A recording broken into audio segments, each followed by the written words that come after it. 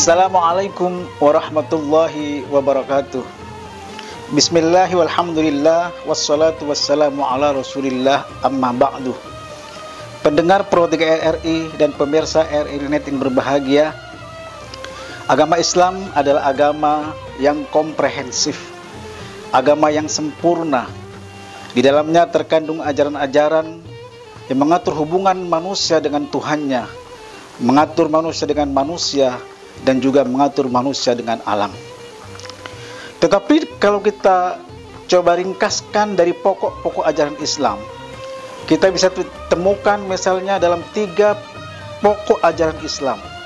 Yang pertama adalah ajaran tentang keislaman, yang kedua ajaran tentang keimanan, yang ketiga adalah ajaran tentang keihsanan. Trilogi ajaran Islam tersebut misalnya kita bisa dapatkan dalam hadis Nabi Muhammad SAW ketika menjawab pertanyaan malaikat Jibril. Di antara pertanyaan tersebut adalah yang pertama adalah akhbirni anil Islam, yang kedua akhbirni anil iman, yang ketiga adalah akhbirni anil ihsan. Persoalan keimanan dan keislaman mungkin sudah jamak, sudah kita dengar biasa. Dan memang ketika kita beragama sebenarnya adalah harus mempunyai keyakinan yang kuat di dalam diri kita. Berikrar bahwa tidak ada Tuhan selain Allah dan Muhammad adalah Rasulnya. Dia percaya kepada kitab-kitab Allah, percaya kepada Rasul Allah dan rukun-rukun iman yang lainnya. Itu dimensinya adalah dimensi dalam keyakinan kita. Yang kedua adalah keislaman, yang ini jelas bisa kita lihat dalam perilaku kehidupan sehari-hari kita. Sholat, puasa, zakat, haji.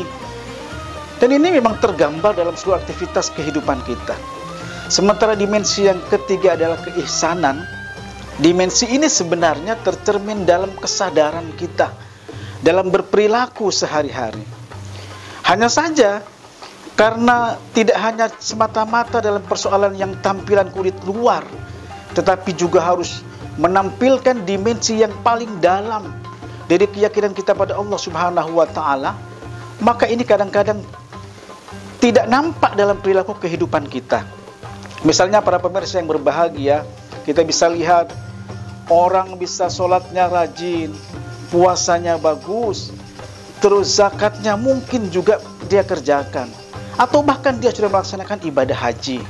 Tetapi ketika dilihat dari kacamata keihsanan, akhlaknya juga masih masuk dalam kategori akhlak yang madhmumah. Apa sih ihsan itu? Ihsan biasa didefinisikan atau diartikan dalam hadis Nabi itu dikatakan anta'budallah ka'annaka tara fa illam takun tarahu fa innahu yarak.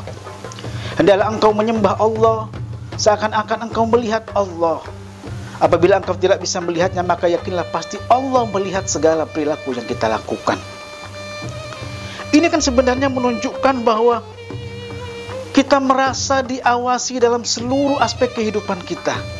Ketika kita berbicara, kita yakin bahwa bicara yang kita lakukan itu, yang kita keluarkan, itu adab dalam pengawasan Allah Subhanahu wa Ta'ala. Ketika kita bersikap juga kita yakin sikap yang kita tunjukkan itu juga diawasi oleh Allah Subhanahu wa Ta'ala.